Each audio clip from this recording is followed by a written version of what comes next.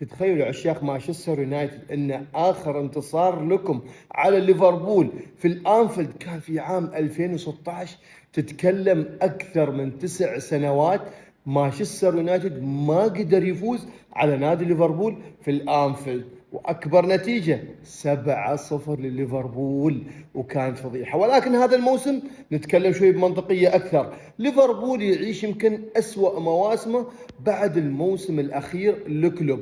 جدا سيء هذا الموسم رغم النتائج، رغم انه هو ثاني في الترتيب، الا ان المنظومه كلها منظومه سلوت سيئه جدا. وصلاح مو هو صلاح اللي نعرفه. ولكن على الطرف الاخر مانشستر يونايتد ايضا يستمر في هفواته وفشله مع اموريم.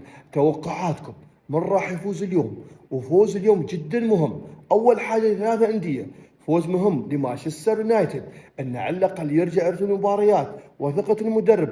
فوز سلوت مهم جدا انه يطارد ارسنال.